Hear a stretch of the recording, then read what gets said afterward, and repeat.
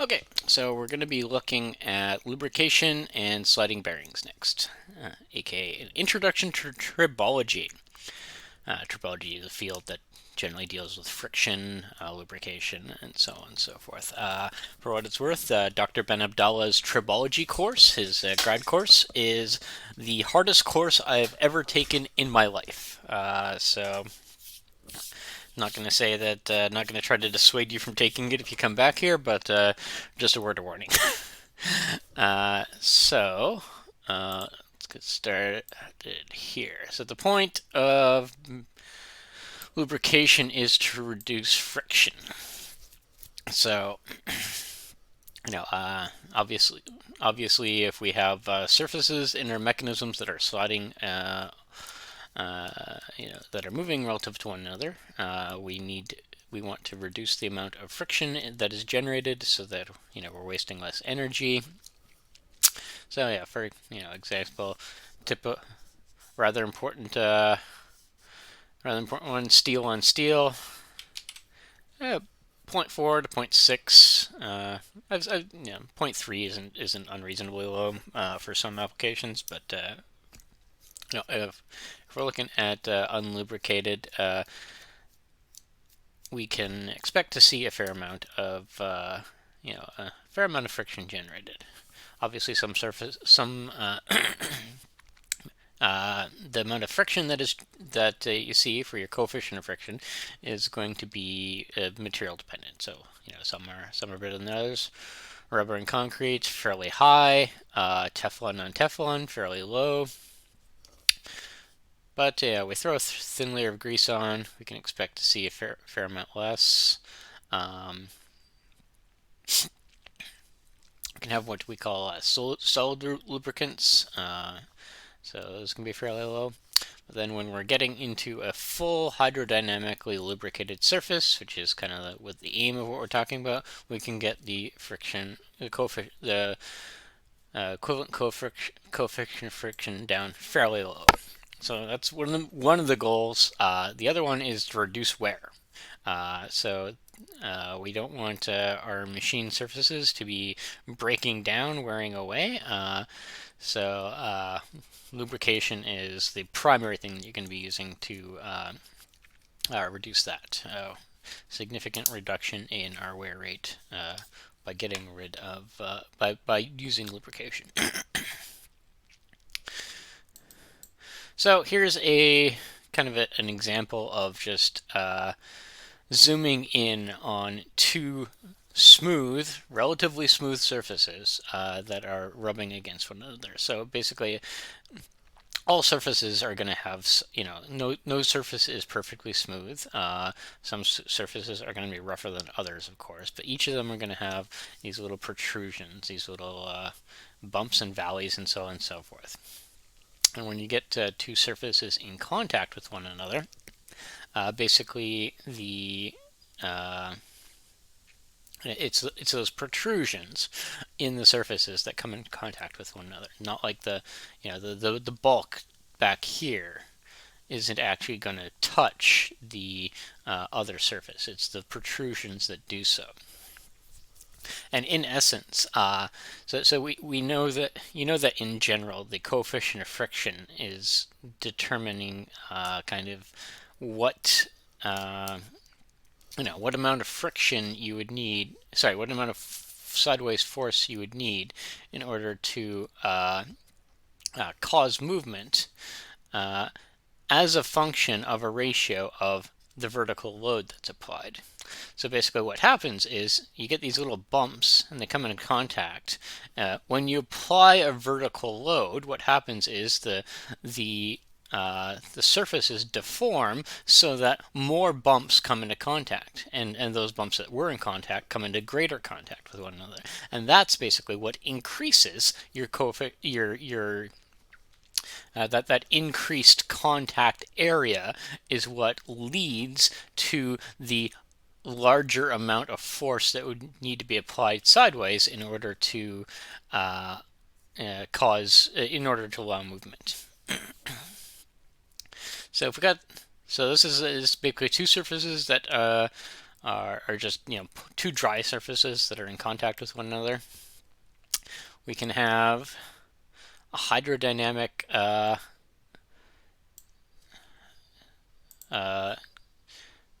could have them separated by hydrodynamic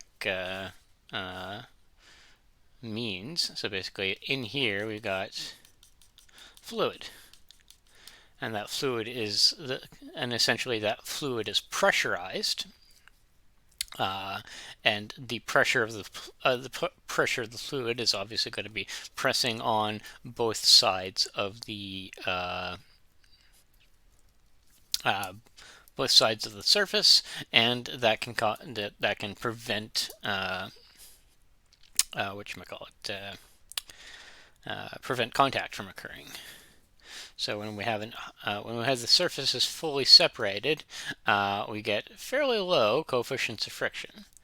So, and these don't need to be separated much. I mean, this H naught here, this separation distance, doesn't need to be we don't need millimeters. 8 to 20 micrometers is perfectly acceptable. Then when we get to, sometimes we don't have full separation, so you might get what we call mixed film. So basically, there's some separation going on here. The fluid's pressurized. It's able to, there's some pressure going on there, and it's able to basically prevent some of the contact, but we're still getting intermittent local contact. So that'll still have a coefficient of friction that is certainly far lower than you would expect to see with a dry metal-on-metal contact, but it's a lot higher than we saw with our hydrodynamic surfaces. And then we can have what we call a boundary contact. So basically, they're still getting a lot of contact. The fluid's still here, but basically the pressure that the fluid is under at that localized area. And I would like to emphasize that all of this is local. We're zoomed in quite a lot here. So that localized pressure in the contact region is not enough to fully separate them. So we're basically we're getting a lot of contact, which means that we're greatly increasing the coefficient of friction that we're seeing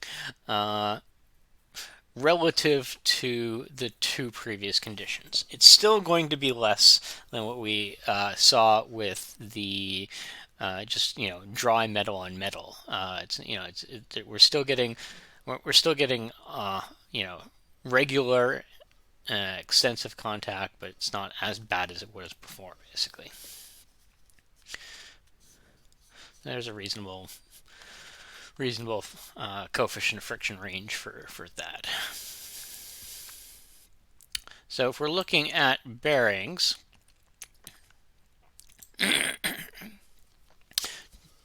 this is kind of an example. Generally speaking, this is kind of an exaggerated example. You see the clearance here is quite high relative to the kind of the size of it. So you generally wouldn't see that much. But we got the housing. It holds the shaft or the journal in place. Obviously, the journal's in the middle, and we're getting.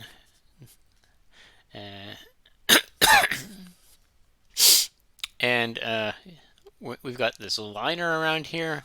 So that liner there is typically going to be a relatively soft material, and that's essentially so that if we do end up getting contact, metal-on-metal contact, especially during the startup or slowdown procedures, then we're going to get some wear going on, and the bearing liner there can act as a sacrificial component to protect the shaft. So we can basically have the shaft be Well, so that when we do get wear going on, it's able to uh, you know it the lining will be what takes it. Also, if we do get you know if something gets in the oil, like say bits of wear, or something else, if there's some sort of contaminant, then oftentimes what can happen is that can those little hard bits can actually get impacted into the lining and then kind of driven out of the way so that they're not going to cause further damage to the bearing itself. And then of course oil inlets. You need to make sure that you're getting circulation of your oil going on here. Typically going to be some kind of a drain, oftentimes like a drain at the side of the bearing, and then it'll recirculate. Oftentimes you're going to see split bearings. So basically, this top housing, the top half here, will come off.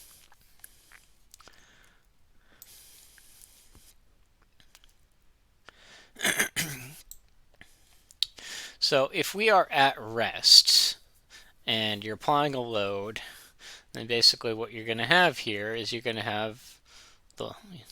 you're going to have the journal settling, and it's going to come into contact with the lining. Then when you go to speed up, what's going to happen is you're going to start turning. And basically the viscous friction, the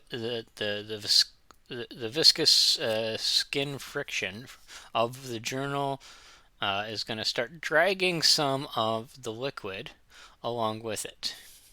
Some of the lubricant is going to kind of be dragged along with it. So you're going to get some rotation of the fluid around here, and that's going to it's going to be pulled away from this edge and kind of pushed into this edge. So you're going to start off slow, and essentially you're going to get some flow going around, and you're going to get some increase in pressure of the lubrication of the lubricant in this area as the journal kind of starts to try to drive it in underneath it. So we're going to get some decrease in the amount of contact we see. So again, boundary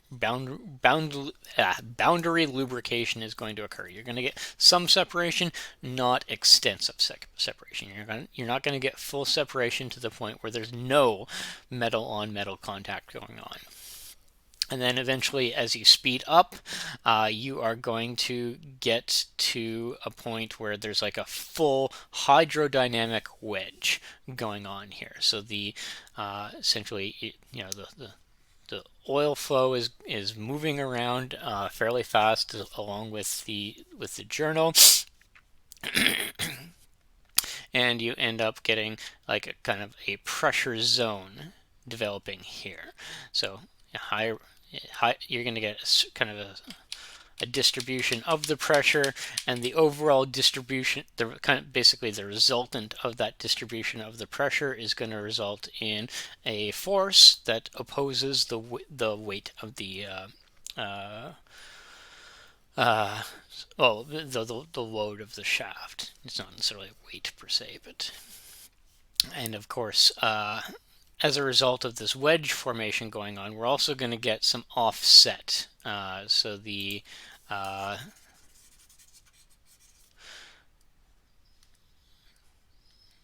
and there we go.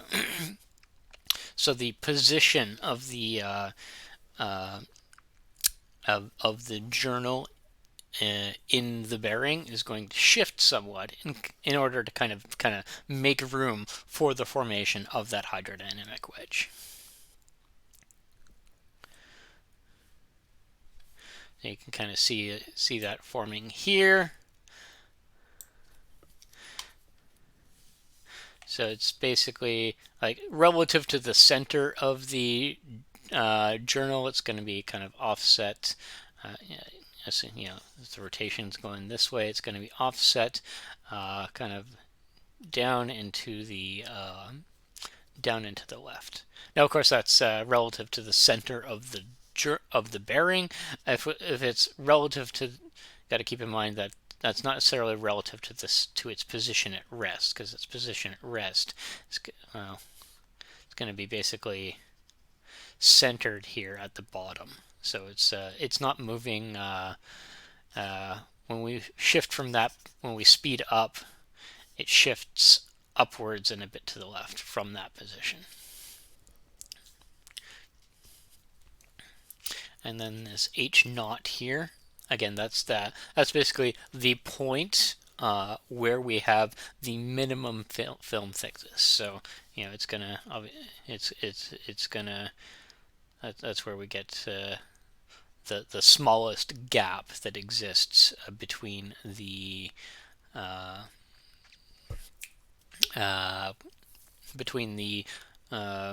lining of the journal and the the lining of the journal bearing and the journal itself, the journal or the shaft or whatever you want to call it. And then this offset here is what we call the eccentricity.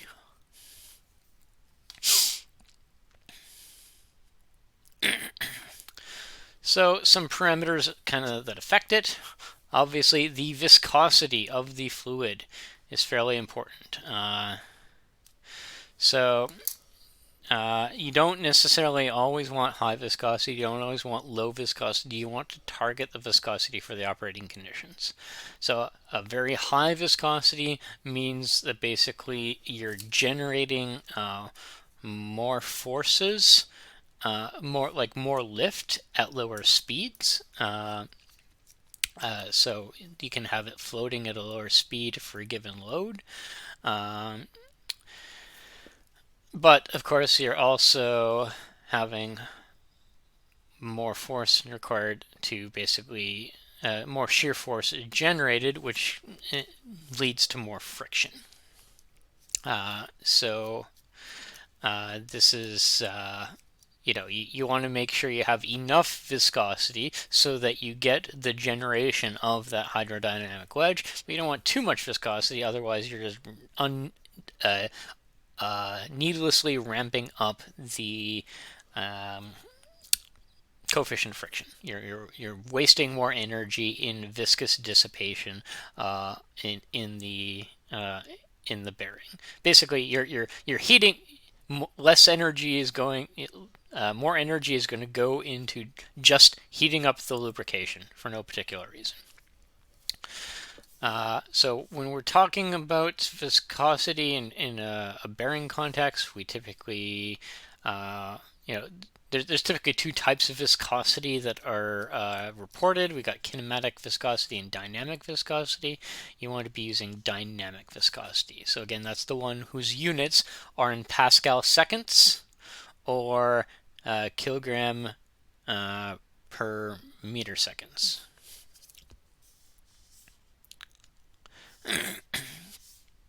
So rotational speed obviously is also important.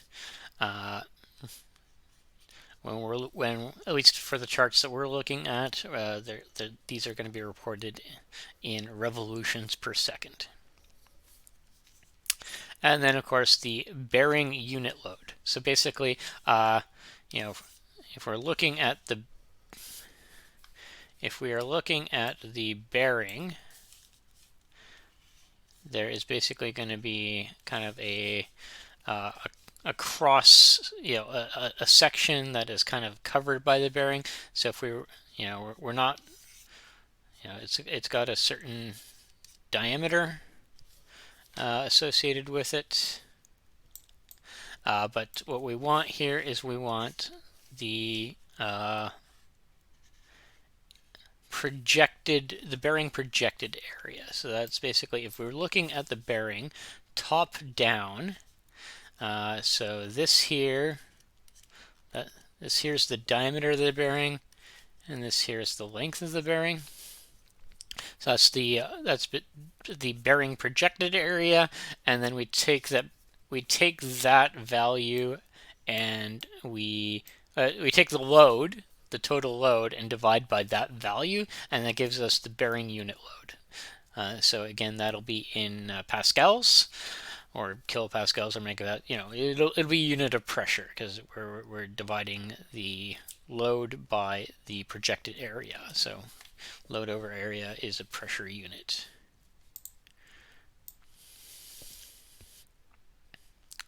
So here is kind of a typical graph, kind of giving the behavior of a journal bearing as it speeds up.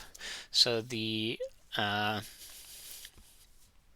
or as it speeds up, or as you increase velocity, or as you decrease the load, basically. Because this x-axis here, that's the viscosity times the revolutions per second divided by the projected bearing area.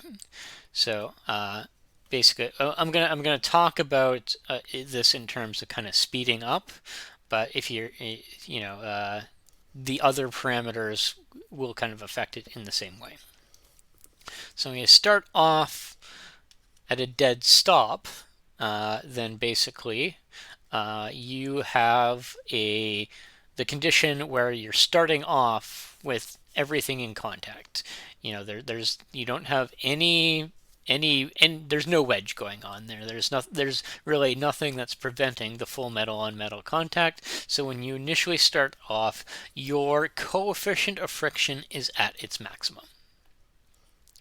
And then as you start to increase, then basically you're going to get that boundary lubrication. Yeah, you're in the boundary lubrication kind of frame. You're going to increase, and you're going to start to get to kind of a mixed film lubrication regime. So again, that was kind of the second slide where we're getting that intermittent contact. And then as you speed up, kind of the pressure in the contact region is increasing, so you're getting a bit further away, bit further away, bit further away. It's increasing the gap there, and then essentially the faster you go, the more the coefficient of friction drops off, up until you hit the point here where basically you have no more contact. So at the point where you have no more contact whatsoever, that is where you are at your lowest coefficient of friction. And then if you speed up even more, then you're increasing the coefficient of friction, because as you speed up even more, you're not reducing the metal on metal contact, because the metal on metal contact is gone at this point. We have a full hydrodynamic wedge that is completely preventing any potential metal on metal contact. So as we speed up, all we're doing is we're generating more heat. We're speeding it up. We're generating more heat in the material because our viscous shear is higher. So we're essentially linear in this region, and we're essentially linear in this region. So obviously, from a preventing, we want to be operating. We kind of want to be targeting such that we're sure that we're operating in the hydrodynamic lubrication region, because we definitely do not want to be inducing metal on metal contact, because then our wear rates are going through the roof. But we also don't want to be too high in that, because then we're reducing a lot of the benefit and reducing the friction that would otherwise be generated. So we're losing out there.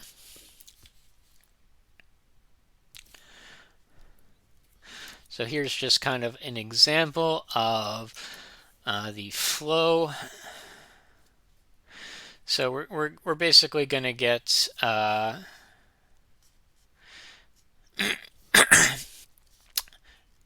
when we're examining the flow, we're assuming again the journal itself is rotating, the bushing itself or the lining is going to be stationary, and we're going to get basically this U over H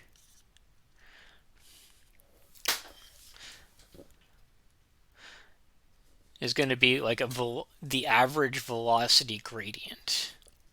and the actual velocity gradient that occurs in the lubricant is going to depend upon basically whether or not as you move in the x direction, whether or not the pressure is increasing, decreasing, or staying or at a local minimum or maximum. Obviously, typically speaking, we're going to have like one point where it's at a maximum or a or a minimum. Sorry, one point where it's at a maximum, and then at the ends it's at a minimum. Basically, the pressure drops off to essentially zero, kind of at either end of the pressure region, basically. So if our pressure is at its maximum, then the flow distribution is linear.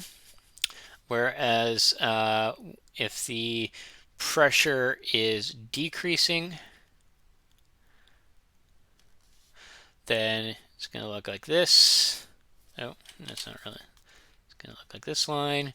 And then if the pressure is, oh, sorry, I mixed up my lines here. If the pressure is 0, then it's linear. If the pressure is decreasing, it's looking like this. If the pressure is increasing, it's looking like this. So for units, we got the so the metric one is Pascal seconds, or the poise is typically used often, or oftentimes the centipoise is used. So the poise is just a Pascal second is the poise. The equivalent is the reign. So that's 1 reign is equal to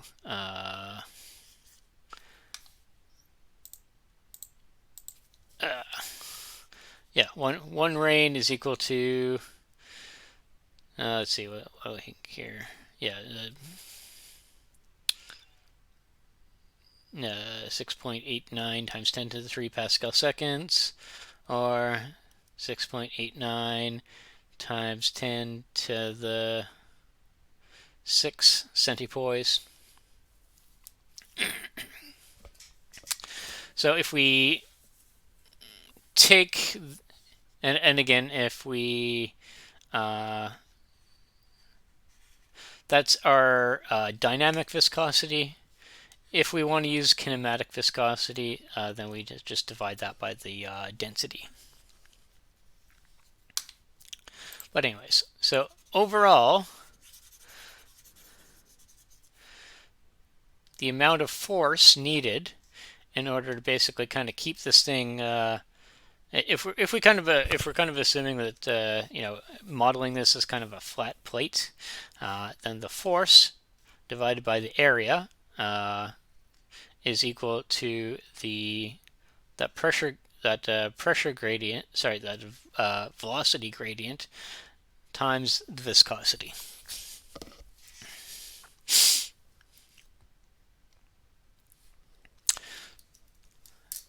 So when we're looking at kind of what viscosities we tend to see,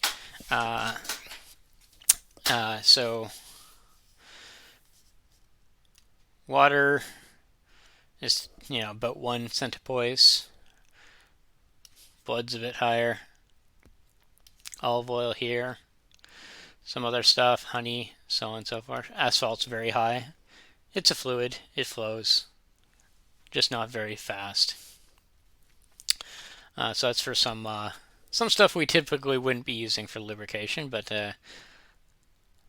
if we're looking at a viscosity versus temperature curve for a typical SAE grade oil, here's our graph. So again, we got our absolute viscosity here in millipascal seconds. And we got our absolute viscosity here in terms of microrains on this side. And then as a function of temperature, Celsius on the bottom, Fahrenheit on the top, you can see, again, at least for these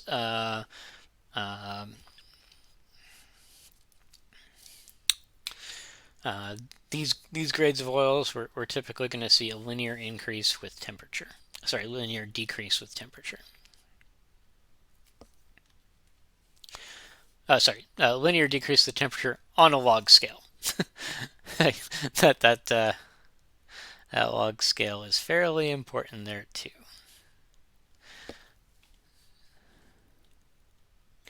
So if we want to figure out kind of the friction that's going on here, one method is to basically, in an ideal case, this is a case of basically no eccentricity.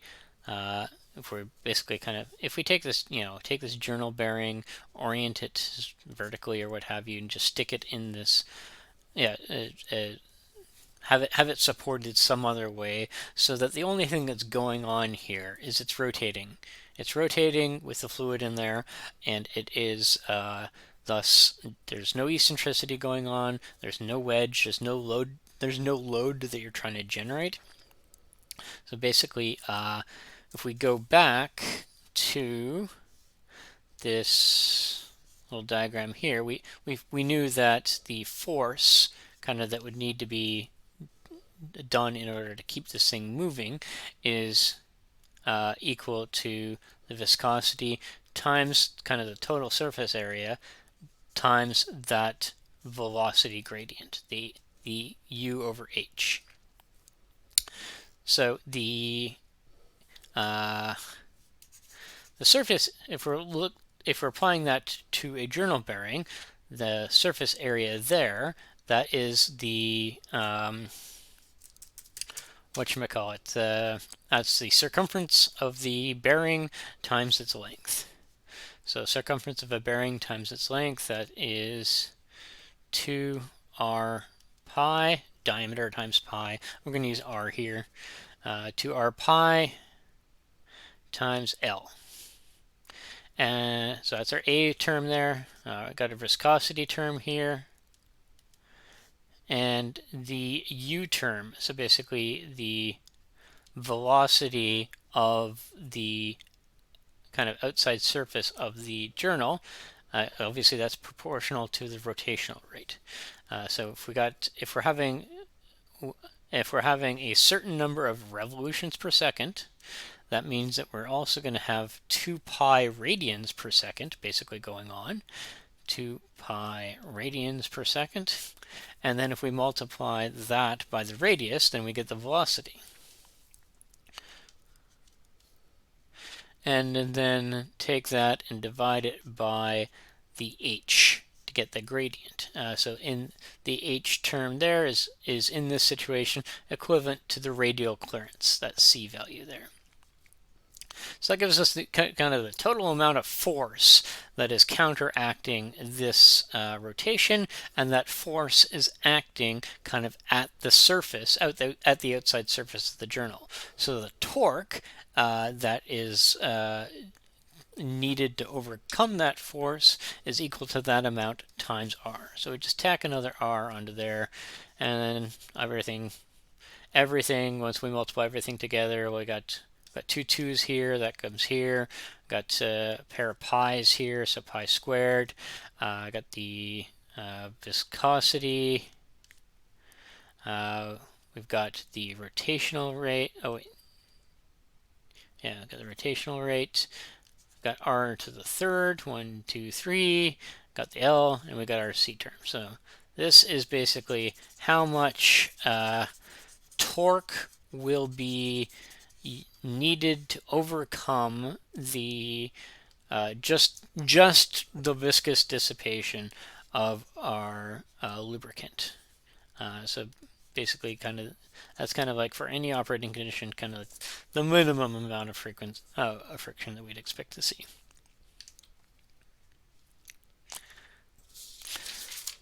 So if we so that equation had been basically determined for a zero load condition.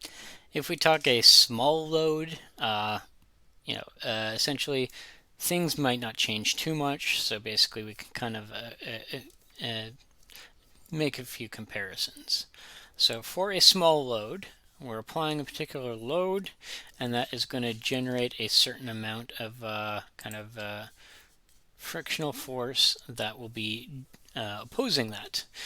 So again, the frictional force is going to be equal to that coefficient of friction times that load. So if we're generating a certain amount of torque, we know that the friction, the force causing that friction is equal to, that torque is equal to the force causing that friction times its radius. So we can equate that frictional force there to the torque that we had previously calculated. And oftentimes what we're going to do is we're going to replace, we're going to put this in terms of the bearing pressure.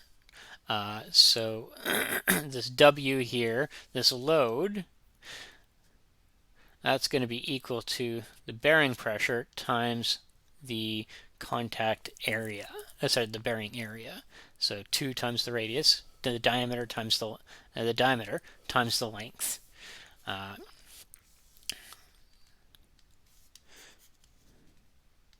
So that can allow us to solve for what the coefficient of friction is by taking this and dividing by this. So again, when we do that, one of the 2's cancels out. 2 of the r's cancel out. The L cancels out, and we get the P on the bottom. So oftentimes we'll kind of put it in terms of 2 pi squared times the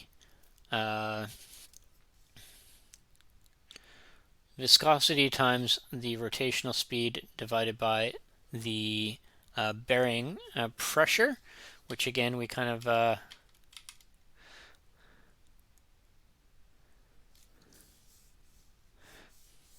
bearing pressure, bearing unit load. Those are kind of equivalent terms. So again, that's the term that we had seen here. So that's often used basically kind of as the whatchamacallit, as kind of the independent variable for our calculations. And then we've got this R over C. So basically that is the ratio of the radius to the radial clearance. So the R over C is also equal to the diameter over the diametrical clearance. So it's also equal to the diameter divided by the diameter of the journal divided by the diameter of the bearing minus the diameter of the journal.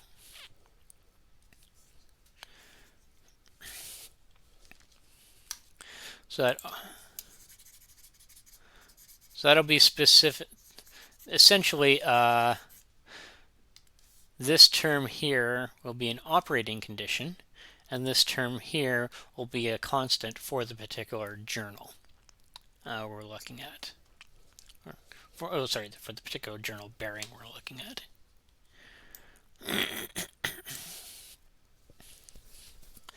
So,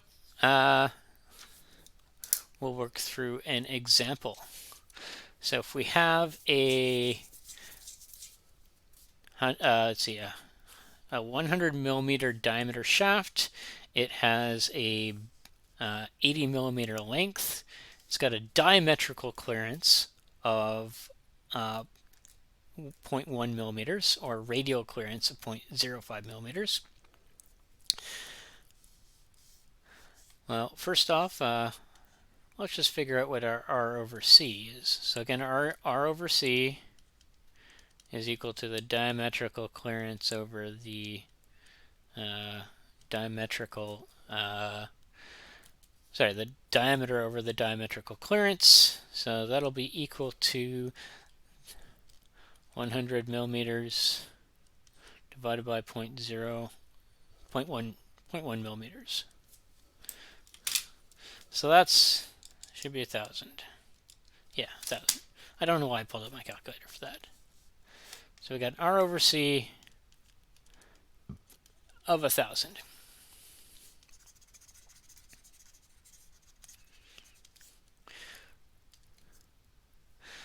We've got an oil that has viscosity at this particular operating temperature of 50 millipascal seconds. And then we've also got the shaft rotating at 600 RPM.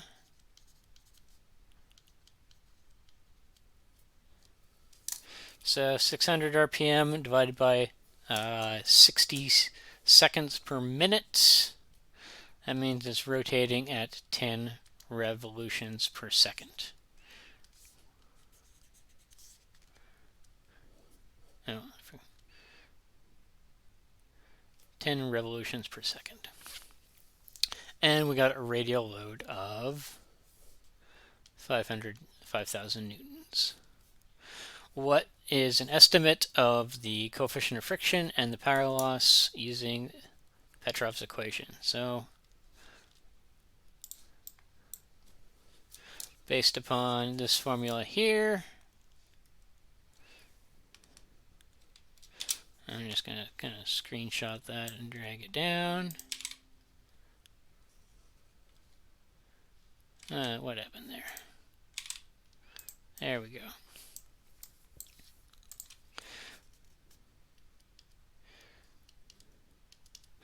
So we got 2 times 3.1415 squared times the viscosity, 50 millipascal seconds, supposed to be an S there, times 10 revs per second, times our R over C of 1,000, all divided by our bearing unit load, or bearing pressure. So the bearing pressure there, we got 500 newtons. Let's see. P is equal to 500 newtons divided by the bearing projected area. So it's we've got a 100 millimeter diameter shaft.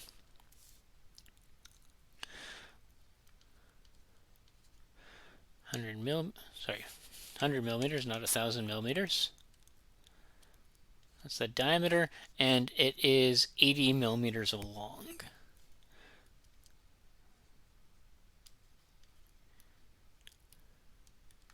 So our P value there, 5,000 divided by 100 times 80, 5,000 newtons divided by 8,000 millimeters squared. That gives us a bearing pressure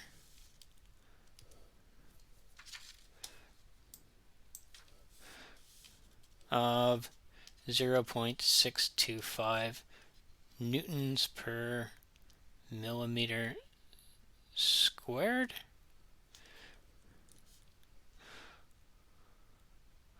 Or so Newton per millimeter squared, that's a megapascal. So if we want to put this in terms of pascals, multiply that by 10 to the 6.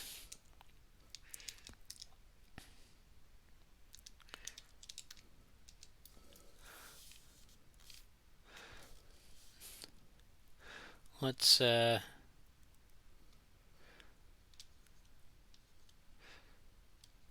625,000 pascals. Okay, so and let's just go ahead and figure out what this is. So we've got uh, 50 millipascal seconds. Let's put that in terms of just pascals. So 50 divided by 1,000. So that'll be 0.05 Pascal seconds. Pascal seconds, there we go. So from there, our pascals can cancel out. We've got our revolutions per second, so our per seconds can cancel out. Oh, we got the second, and the per second can cancel out. And that's it for units. So we're now at a dimensionless parameter, which is what we expect for a coefficient of friction.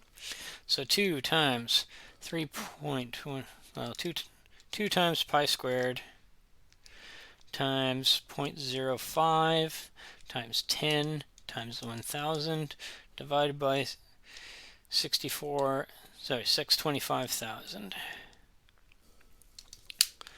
That gives us a coefficient of friction of equal to 0.0158,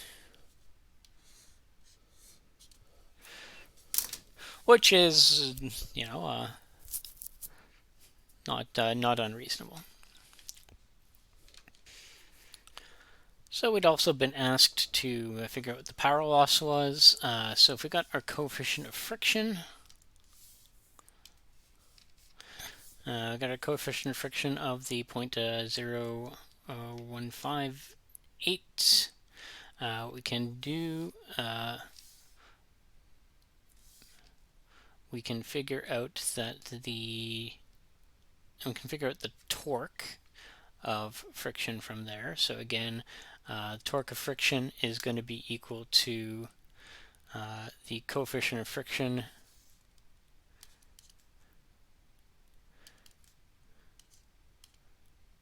times the load times the radius. So that's going to be equal to 0.018158 times the 500 newtons times its radius, so half the diameter, 50 millimeters. I forgot to put the newtons there. 0.0158 times 5,000 times 50 millimeters. That'll give us 3,950 Newton millimeters.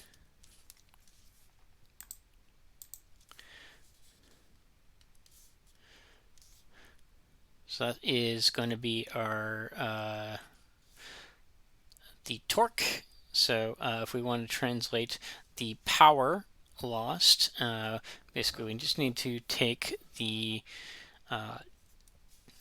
our formula for the power loss due to friction, or the formula for that's our torque due to friction. Formula for power in terms of formula for the power is the torque times the rotation. Of course, that rotation needs to be in radians per second. So we've got our N in terms of revolutions per second. That's 10 revolutions per second. So we just only need to multiply that by pi squared in order to get our radians per second. So that's going to be equal to 3,950 Newton millimeters times our rotational speed of 10 rev per second times the 2 pi radians. Radians per rev. So we don't actually want this in Newton millimeters because we're trying to find if we're trying to find something in watts, then a watt is a Newton meter per second. So what we're gonna do is let's I'm just gonna do this. There we go. So 3.95 times 10 times 2 times pi.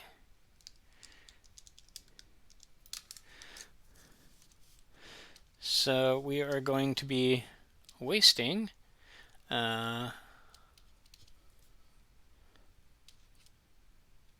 almost 250 watts just due to friction in this particular bearing.